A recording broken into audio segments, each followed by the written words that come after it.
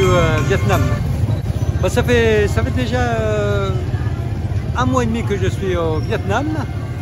J'ai déjà parcouru 3000 km. Je suis vraiment au nord du Vietnam, à la frontière de la Chine. Je suis parti de Saigon, c'est-à-dire que quand je suis arrivé à Saigon, j'ai acheté un petit scooter, tout petit, mais presque neuf, pour pas être embêté. C'est plus avantageux d'acheter que de louer. Alors l'idée c'était de remonter tout le Vietnam, tout en haut, juste au nord, et de redescendre par le Laos, puis le Cambodge. Ce que je n'ai pas pris en compte, c'est les distances et aussi la vitesse moyenne. Sur les bonnes routes, les grandes routes, j'arrive à faire une moyenne de 50 km/h. Par contre, en montagne, comme je suis là maintenant, les routes sont petites, elles sont pas bonnes du tout et la moyenne descend à 25 km/h. Donc j'ai perdu du temps. En plus de ça, j'ai eu quelques déboires. D'abord, le mal de dos. J'ai un mal de dos fou depuis un mois, pas plus d'un mois. Et en plus de ça, je suis tombé, j'ai glissé sur une marche et je suis tombé sur mon bras que j'ai ouvert et que j'ai dû refaire coudre. Donc j'ai perdu du temps avec ça. Donc en fin de compte, je suis en retard. Parce que j'ai 3 mois au Vietnam et là ça fait déjà un mois et demi et je devrais être beaucoup plus loin. Donc je pense que je n'irai pas au Laos. Par contre, là je vais continuer au nord parce que c'est la région qui m'intéresse parce qu'il y a beaucoup d'ethnies, c'est très intéressant. Et donc je redescends à Hanoï et de Hanoï je prendrai le train avec la moto. Comme ça, je vais gagner du temps. Je pense qu'il y a à peu près 32 heures de train, donc ça va me faire gagner du temps. En montagne, ici, un autre truc qui est embêtant, c'est la pluie. Hein. Jusque là, ça a été, mais aujourd'hui il pleut, mais peut-être que ça va se relever. Voilà, jour du marché, il pleut, pas de chance. Je suis dans un petit village de Lolo. Lolo, c'est une ethnie que l'on trouve dans le nord du Vietnam. Parmi beaucoup d'autres ethnies, il y a les Hmong et on les différencie de la façon qu'ils sont habillés. C'est un petit village très haut dans la montagne, très difficile d'accès. La seule façon de monter, c'est en scooter. Et je dois dire que les gars, ils sont très habiles sur leur scooter. Ils montent des... incroyable. Donc voilà une maison typique. Donc je vais vous faire voir dessous. Bon, les gens habitent au-dessus. Et en dessous, il y a les animaux. Là, on peut apercevoir des poules, des petits poussins, et souvent des vaches aussi. Donc, on est dans la maison. Alors, les gens, ils sont en train de cuisiner. Je ne sais pas trop quoi. Les hommes, ils sont en train de boire un coup. De l'alcool, je pense.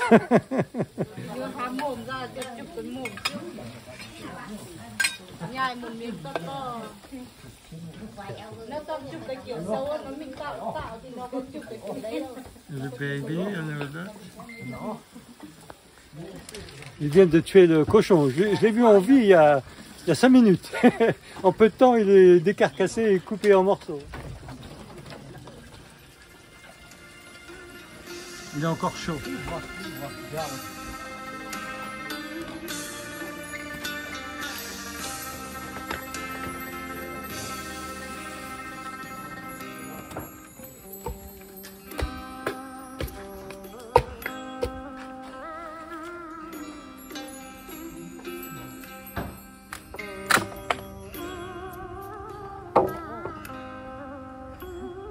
Very good.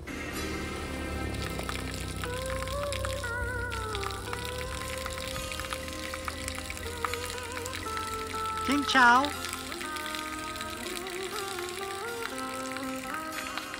Xin chào. Very heavy, huh? Very...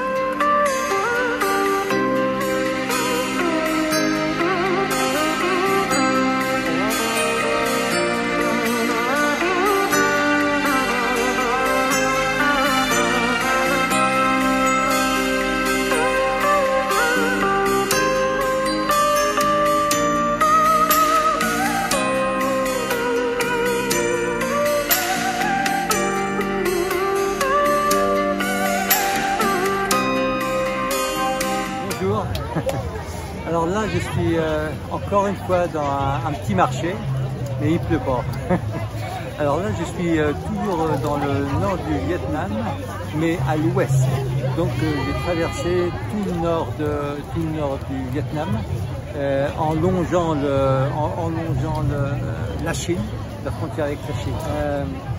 Alors ce petit marché-là, c'est vraiment, apparemment, hein, où c'est qu'il y a le plus de minorités ethniques dans le sud-est de l'Asie. On en voit 14 différentes sortes. Alors ce marché-là, c'est le dimanche matin, et donc toutes les ethnies, ils descendent de la montagne, ils viennent de loin, ils viennent à pied, ils viennent en scooter, ils viennent à cheval, sur des bus, et ils viennent pour aller au coiffeur, ils viennent pour retrouver leurs amis, et certainement pour parler des derniers potins. Par exemple, ce qui se passe en France, le régime de retraite, ça les inquiète. Ça m'étonnerait. Mais toujours est-il très intéressant, beaucoup de couleurs. Par contre, pour arriver ici, je suis arrivé vers 10 h du matin, un brouillard, là ça s'est dégagé. Mais vraiment, je n'y voyais rien du tout. Voilà. Mais ça vaut le coup quand même. Alors bon, maintenant je me dirige vers Sapa. Sapa, c'est où c'est qu'il y a les plus belles rizières au nord du Vietnam. Et après, je vais redescendre sur Hanoï, environ à 500 km d'ici. Et c'est à Hanoï que je vais mettre le scooter dans un train, dans le même train que je vais prendre pour redescendre sur le sud du Vietnam.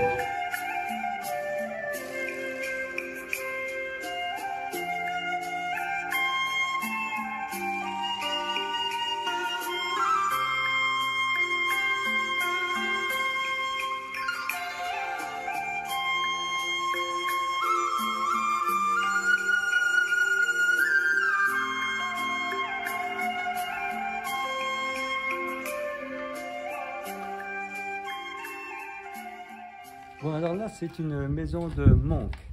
C'est une maison de 6 personnes.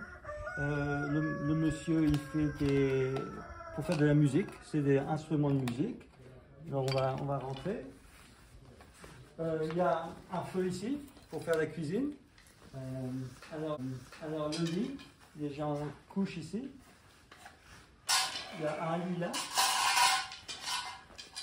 Et il y a une petite chambre par là. Une petite chambre par là. On va pas rentrer, on va pas les déranger. Et il y en a une autre chambre encore ici. Ok. Alors, how cold does it get in the winter? It's normally sometimes we have 0 degrees. 0 degree in winter. Yeah, but we have fire heat here. Yeah. And then we fire and then we sitting around in the kitchen. Ok. Donc il fait très froid, 0 degré. Alors vous pouvez voir, les murs sont faits en planches et on peut voir le jour en travers des planches. Donc l'hiver, il doit faire très froid. Alors ces gens-là, ils vivent que de leur récolte. Alors au-dessus, il y a du maïs, du riz qu'ils gardent pour vivre. Regardez les instruments de musique. Alors aussi pour vivre, ce monsieur-là, il va vendre ses instruments de musique sur le marché pour gagner un petit peu d'argent. Donc un petit peu pour faire la cuisine, un peu plus d'ustensiles. Voilà une maison de Hmong. So today I'm having lunch with May, and I'm very lucky because May speaks English. May, which group of ethnic are you from? I'm from Red South ethnic. what is it? Red Zao. Red Tsar ethnic. Yes. With your ancestral, where do they come from? We come from China. From China. Yeah.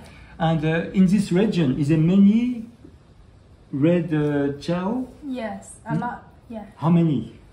Around this village, about more than 1,000 people living around here. Okay, okay. Yeah. What age do you get married? In general? Around 20. Around 20? Yeah, Okay. but I mean like the old generation, they get like more early, like 15, 16, they already married. Okay. But now we get more a bit late. A bit older now. Yeah, yeah. But in the old days, when you were 14, Yeah. 15 years old, you'd get married Yes, and have yes, children. yes, Okay, okay.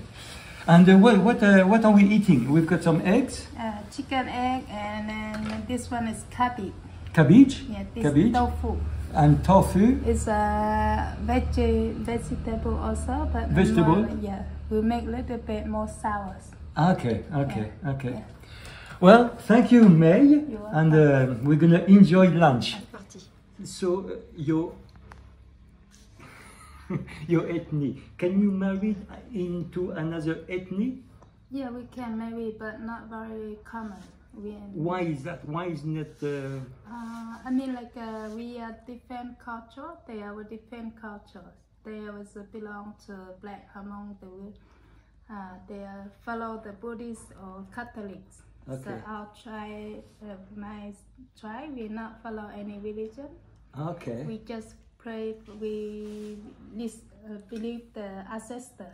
Okay. Yeah. So you don't have a religion, but you believe into your ancestral. Yeah, yeah, But another ethnic like the Hmong, they are Buddhism. yeah. So if you married together, it would not. I mean, like it would be complicated. yeah. I mean, like we have different dialects. So when we marry them, we have to learn their dialect. So Okay. it's a bit difficult Yeah. from.